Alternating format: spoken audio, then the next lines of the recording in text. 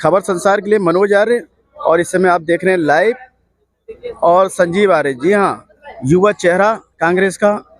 और आइए सारी चीज़ हम इन्हीं से पूछते हैं। संजीव जी, कल रात को प्रकाश जोशी जी का टिकट क्लियर हुआ है, थोड़ा लंबा हुआ है जो भी है, और किस तरह लेंगे, क्योंकि एरिया बहुत बड़ा है, 20 लाख से ऊपर वोटर्स है। नहीं, देखिए, कांग्रेस के पास एक अपना संगठन है और विगत 2 वर्षों में संगठनात्मक रूप से हमने काफ़ी मेहनत भी की है।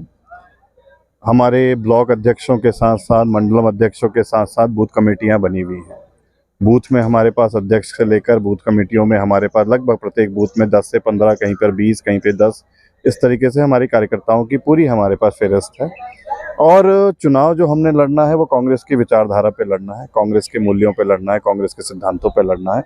और जो भारतीय जनता पार्टी का 10 साल का कुशासन है, जो उनके 10 सालों के सांसदों का रिपोर्ट कार्ड है, जिस तरीके से विकास की दृष्टि से गाँव में कोई विकास नहीं दिखता, शहरों में नहीं दिखता, नगर में नहीं दिखता, उन तमाम मुद्दों को लेकर कांग्रेस का कार्यकर्ता चुनाव लड़ेगा और हम इसके लिए पूरी तरीके से तैयार हैं। निश्चित तौर पर 19 तारीख को ये चुनाव देश के अंदर बदलाव का चुनाव है, तो उस सारे मनोयोग से कांग्रेस का कार्यकर्ता इस चुनाव में जाएगा और चुनाव लड़ेगा। जिस तरह बीजेपी ने पूरा देश में माहौल बना रखा है, 400 प्लस तमाम चीजें कर रखी हैं, उसको क्या लगता है कि मतलब, और मोदी गारंटी इस तरह? देखिए, ये एक नैरेटिव बनाने की कोशिश भारतीय जनता पार्टी हमेशा करती है। अब इससे तो यही प्रतीत होता है, लगता है कि शायद ईवीएम सेट है। भाई, अगर आपके पास 400 सीटें आ ही रही हैं तो फिर चुनाव लड़ने की ऐसा लगता है विपक्ष को ज़रूरत ही नहीं है।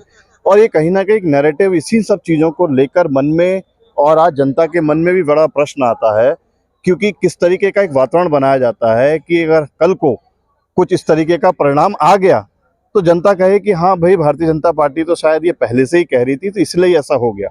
क्योंकि अगर आप ज़मीन पर जाएं, क्योंकि आप स्वयं में निष्पक्ष रूप से हर लोगों से जो कि किसी पार्टी विचारधारा से नहीं जुड़े हैं, अगर आप आज व्यापारियों के पास जाएंगे तो व्यापारी आपको परेशान दिखेगा, नौजवान के पास जाएंगे तो युवा आपको बेरोजगार दिखेगा और कहीं ना कहीं हताश और निराश दिखेगा, मातृशक्ति के पास जाएंगे तो मातृशक्ति कहेगी कि निश्चित तौर पर हमारे घर का जो बजट है, रसोई का बजट है, वो बिल्कुल बिगड़ा हुआ है।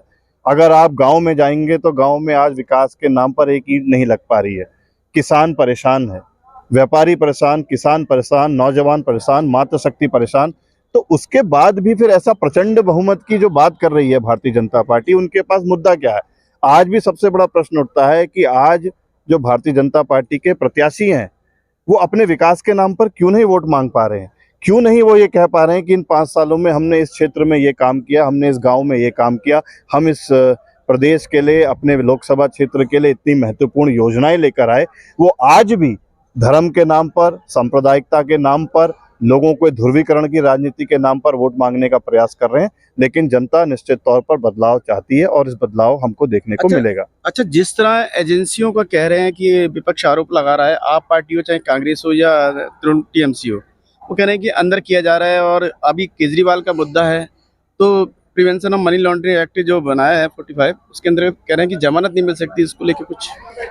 देखिए, मैं यही कह रहा हूँ ना, आप एक तरफ तो कह रहे हैं 400 पार, फिर आप विपक्ष के नेताओं को, आपको ऐसी क्या जरूरत आ रही है? आज तक लोकतंत्र के अंदर ऐसा नहीं देखा कि चुनाव सामने है और ठीक चुनाव से पहले आप एक प्रदेश के मुख्यमंत्री को गिरफ्तार कर लेते हैं, जबकि हम इस चीज़ को लगातार कहते आ रहे हैं कि जो आज केंद्रीय एजेंसियां हैं वो कहीं ना कहीं ऐसा लग रहा है कि भारतीय जनता पार्टी का सिर्फ पट्टा पहनना बाकी रह गया है, लेकिन भारतीय जनता पार्टी के कार्यकर्ता के तौर पर वो एजेंसी काम कर रही है।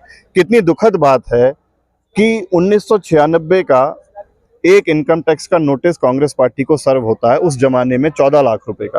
गोदयाल जी के? नहीं, हाँ। ये जो देश में आज हमारे जो अकाउंट्स फ्रीज हुए हैं, अच्छा। 14 लाख रुपए का 1996 में मोतीलाल वोरा जी उस वक्त हमारे ट्रेजरर होते थे। और आज वो 30 साल बाद, कमोवेश 30 साल बाद, उस 1996 की एंट्री को दोबारा खोला जाता है और उस 14 लाख के जो हमें नोटिस सर्व हुआ था 1996 में, उसकी एवज में 200 करोड़ की पेनल्टी हमारे ऊपर लगा दी गई और इस एवज में हमारे अकाउंट्स फ्रीज कर दिए। तो कहीं ना कहीं ये आपकी हताशा, निराशा, और सबसे बड़ी बात जो कांग्रेस इस बात को हमेशा कह रही है कि जो लोकतंत्र खतरे में है, आने वाले समय में ऐसा लगता है कि भारतीय जनता पार्टी की यही मंशा है कि विपक्ष दिखे ही ना, कहने के लिए बस एक फॉर्मल डेमोक्रेसी देश के अंदर रह जाए, जिस तरीके से हम रशिया में देखते हैं, चाइना में देखते हैं, नॉर्थ कोरिया में देखते हैं कि चुनाव तो होता है लेकिन चुनाव का परिणाम पहले से विदित होता है कि किसने राष्ट्रपति बनना है, किसने क्या बनना है। उसी तर्ज पर भारतीय जनता पार्टी भी कहीं ना कहीं देश को उस तरफ धकेलने का कोशिश कर रही है और उनके मंसूबे कहीं ना कहीं इसी बात को परिलक्षित करते हैं। तो आपने देखा संजीव आर्य का बड़ा आरोप कि लोकतंत्र खतरे में है और जनता को उन्होंने अपील करी है। धन्यवाद। मैं मनोज आर्य।